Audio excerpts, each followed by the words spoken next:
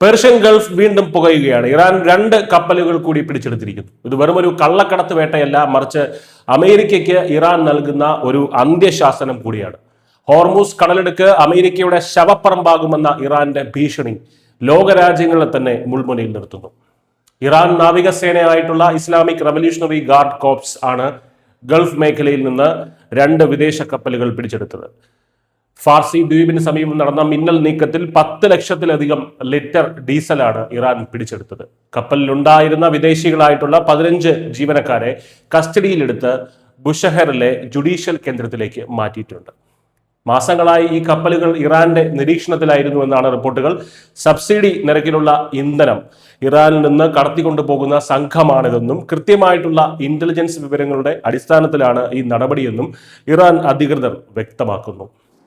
എന്തുകൊണ്ടാണ് ഇന്ധന കള്ളക്കടത്ത് ഇറാനിൽ ഇത്ര വലിയൊരു പ്രശ്നമാകുന്നത് എന്ന് ചോദിച്ചു കഴിഞ്ഞാൽ, ഇറാനിലെ ഇന്ധന വില അയൽ രാജ്യങ്ങളെ അപേക്ഷിച്ച് വളരെ കുറവാണ്. പാകിസ്ഥാനിൽ, തുർക്കി തുടങ്ങിയ രാജ്യങ്ങളിൽ ഇന്ധനത്തിന് വലിയ വില നൽകണം. ഈ വില വ്യത്യാസം മുതലെടുത്ത് വൻതോതിൽ ഡീസൽ കടത്തുന്നത് ഇറാന്റെ സമ്പദ് വ്യവസ്ഥയ്ക്ക് വർഷം തോറും കോടിക്കണക്കിന് ഡോളറിന്റെ നഷ്ടമാണ് ഉണ്ടാക്കുന്നത്. ഉപരോധങ്ങൾക്കിടയിലും പിടിച്ചു നിൽക്കാൻ ശ്രമിക്കുന്ന ഇറാന് ഇത്തരം കള്ളക്കടത്തുകൾ താങ്ങാനാവുന്നതിലും അപ്പുറമാണ്. അതുകൊണ്ടാണ് ഇന്ധന ചോർച്ച തടയാൻ നാവികസേനയെ ഉപയോഗിച്ച് ഇറാൻ പിടിമുറുക്കുന്നത്. എന്നാൽ ഈ സംഭവത്തിന് മറ്റൊരു വശം കൂടിയുണ്ട്. കപ്പലുകൾ പിടിച്ചെടുക്കുന്ന അതേ സമയം തന്നെയാണ് ഇറാൻ ബ്രോഡ്കാസ്റ്റിംഗ് തലവൻ അമേരിക്കയ്ക്കെതിരെ കടുത്ത ഭാഷയിൽ പ്രതികരിച്ചത്. ഹോർമൂസ് കടലിടുക്കിൽ അമേരിക്കൻ സൈന്യം എന്തെങ്കിലും ഒരു നീക്കം നടത്തിയാൽ അത് അവരുടെ കൂട്ടക്കൊലയ്ക്ക് വേദിയാകുമെന്നാണ് മുന്നറിയിപ്പ്. ലോകത്തിലെ എണ്ണ വ്യാപാരത്തിന്റെ 20% നടക്കുന്നത് നമുക്കറിയാം ഹോർമൂസ് കടലിടുക്കിലാണ്.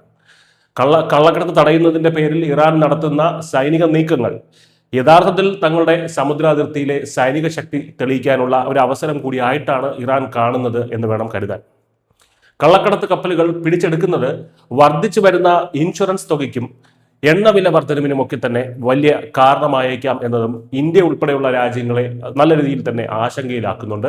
ചുരുക്കത്തിൽ കള്ളക്കടത്തുകാരെ പിടികൂടുക എന്നതിലുപരി ഗൾഫ് മേഖലയിൽ തങ്ങളുടെ അനുവാദമില്ലാതെ ആരും വിഹരിക്കേണ്ട എന്ന ശക്തമായിട്ടുള്ള സന്ദേശമാണ് ഇറാൻ അമേരിക്കയ്ക്കും ലോകത്തിനും നൽകുന്നത്. News desk news India Malayalam.